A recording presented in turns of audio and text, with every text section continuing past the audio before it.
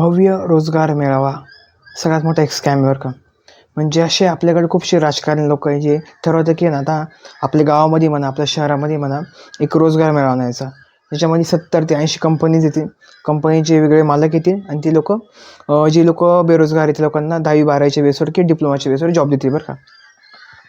आणि इथून खरं म्हटलं स्टार्ट होतं एक स्कॅमचा.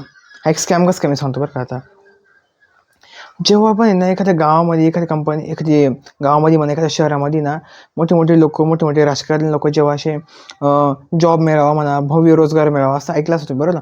जॉब मेळावा भव्य रोजगार मेळावा असे जेव्हा घेऊन येतं ना त्याच्यामध्ये कसं राहतं माहिती का. त्याच्यामधली मॅक्सिमम लोकांना जॉब मिळत नाही. 99.99% लोकांना जॉब मिळत नाही. आणि कशाच्या बेसवर बोलते माहिती का.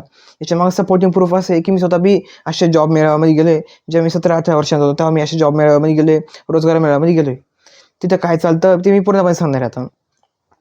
सगळ्यात पहिले म्हणजे ना हे सगळं फक्त ना जे मोठे लोक आहेत त्यांचे फक्त एक प्रकारचं हे होऊन जावं फेमस होऊन जावं म्हणून त्यांनी केलेलं असतं. फक्त एक मोठा पहिले बॅनर छापतात ज्याच्यावर लिहिलं असतं भव्य रोजगार मेळावा. त्याच्यावर 2-3 लोकांचे फोटो वेगळे असतात आणि आम्ही त्या 70 ते 80 कंपन्यांचा सहभाग असेल प्रत्येक व्यक्तीला प्रत्येक मुलाला किंवा ज्यांनी डिप्लोमा 10वी-12वी केले त्या प्रत्येकाला जॉब मिळेल असं लिहिलं असतं बरं का. पण या गोष्टी कितपत खऱ्या आहे असं. पण जेव्हा हा रोजगार मेळावा सुरू होतो ना आणि त्याच्यावर काय असतं ते QR कोड लावले असतं. ते QR कोडला सांगितलं असतं तुम्ही ह्या QR कोडला स्कॅन करून तुमची नोंदणी करू शकता. ठीक आहे. इथपर्यंत सगळं ठीक आहे बरं का. फॉर्मॅलिटी कंप्लीट होती त्यांच्यावाली.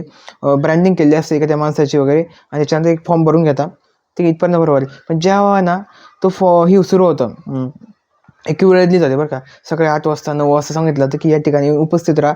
ते सगळ्यात पहिले काय होणार आहे भरपूरशी पब्लिक जी 10वीची मुलं आहे 12वीची मुलं जे डिप्लोमा बेरोजगार लोक असे प्रत्येकजण ते येऊन थांबतो बरं का. की प्रत्येकजण एक आशा असते की आपल्याला एक रोजगार मिळेल आपल्याला एक जॉब मिळून जाईल असं वगैरे वगैरे. प्रत्येकजण एक आशेने अपेक्षा लावलेलं असतं बरं का. आणि तो जो बॅनर असतो या लोकांनी छापलेला त्याच्यावर लिहिलं असतं 70 किंवा 100 कंपन्यांचा सहभाग याच्यामध्ये. त्या कंपन्यांचे लोक पण येतील तुम्हाला जॉब द्यायला नोकरी द्यायला. तुम्हाला कुठल्या स्किल पाहिजे म्हणतो आम्ही जॉब देऊ वगैरे असं बरं का. खरा स्कॅम स्टार्ट होतो जेव्हा ते स्टार्ट करतात रोजगार मेळावा. समजा सकाळी 8चा टाईम असेल तर ते 10 वाजता रोजगार मेळावा स्टार्ट करतात बरं का. म्हणजे 2 तासानंतर. आणि मी एका रोजगार मेळाव्यामध्ये गेलो तिथला अनुभव सांगतो बरं का आता. सकाळी 8चा टाईम दिला होता आणि ते लोक सगळे 10 वाजता आले होते. जे लोक रोजगार मेळाव्याला येणार होते मेन लोक जी जॉब प्रोव्हाइड करणार जे लोक इंटरव्ह्यू घेणार वगैरे असं बरं का. आणि जॉब मेळावा स्टार्ट झाला सगळे लोक गर्दी करायला लागले ते बरं का. आणि ते फक्त मोजून 1-2 तास फक्त लोकांचे इंटरव्ह्यू घेण्यामध्ये वेळ जायचा फक्त. आणि ते लोक काही खरोखर लोकांना जॉब देत नव्हते बरं का. फक्त वेळ जायचं फक्त फॉर्मॅलिटी कंप्लीट करायची लोक फक्त. आणि फॉर्मॅलिटी कंप्लीट झाली का त्याच्यानंतर मग यांचे 1-2 तास लोकांची जेवण चालायची. जेवण खाण्यासाठी लोकांना सांगायचे तुम्ही आता जेवण खाऊन करून घ्या नाश्ता पाणी करून घ्या ठीक आहे. त्याच्यानंतर जेव्हा मी विचारायला गेलो म्हणजे मी म्हणा आम्ही जे माझ्याबरोबर लोक होते विचारायला गेलो काही नोकरी पाणी मिळेल काही मिळेल का जॉब मिळेल का.